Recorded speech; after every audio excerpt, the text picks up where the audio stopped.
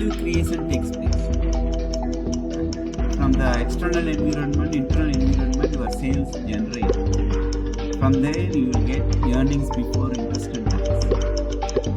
Then from there you will pay interest. The remaining we call it as profit after tax or earnings after tax.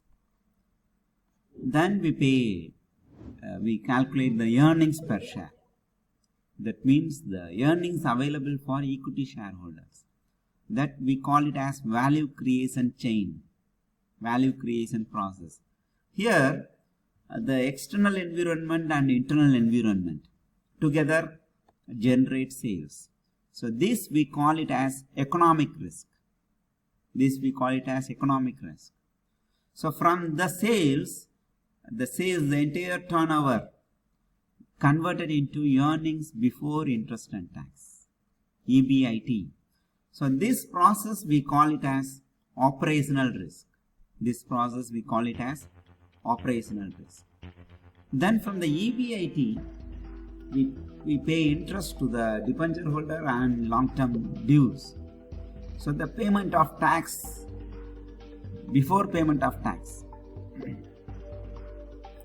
So how much interest we pay, and then we pay tax. So this process is called as, it involves financial risk. So we have three types of risk in the value creation chain: economic risk, operational risk, and financial risk. So we have a term called business risk. So business risk is nothing but economic risk plus operational risk. From the business environment till generation of EBIT, we call it as business risk. The business risk again divided into economic risk and operational risk. Sales, by using the entire environment, sales generate பண்ற வரைக்கும் இருக்கிறது economic risk. Sales generate பண்ணதுக்கு அப்புறம் to get EBIT, it called operational risk. These two together is called as business risk. So by crossing all these risks, we get value to our investors, value to our owner. That is called earnings per share. Now can you see a flow chart? And this is most important. We used to call it as risk return paradox. Risk return paradox. How we uses this for reaching the goal of financial management. Right? What is that? Wealth maximization.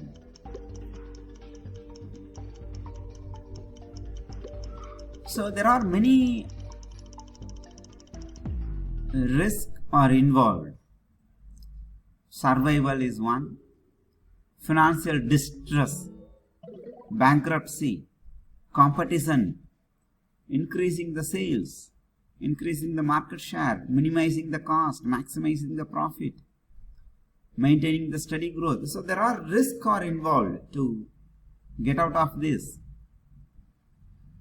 So they need something to be increased, something to be reduced, which means returns have to be maximized.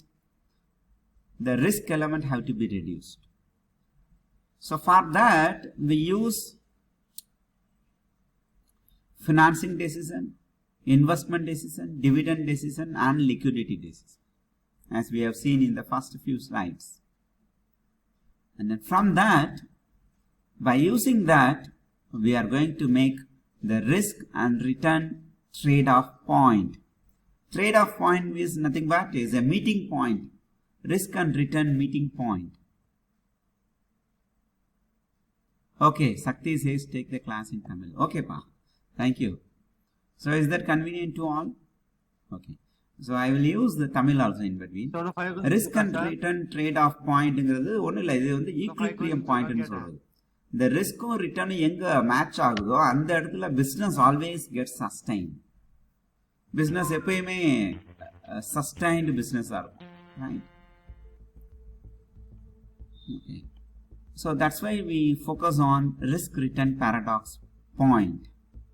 So if you at the point where the risk and returns are meeting, எந்த இடத்துல risk or return meet ஆகுதோ, நம்ம எக்கனாமிக்ஸ்ல கிராஃப்லாம் போட்டுருக்கோம் இல்லையா, இந்த மாதிரி risk how it is reducing, return how it is gets increases. இந்த ரெண்டுமே மீட் பண்ற பாயிண்ட்க்கு பேர் தான் trade off point. In that point the wealth maximization happens. So through which you can enhance the value of the firm.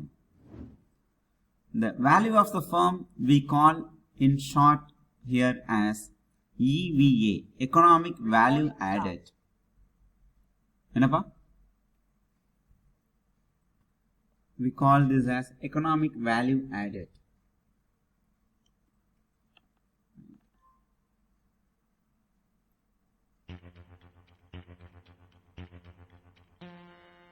Economic value addition is an important concept for the wealth maximization. So this chart is most important.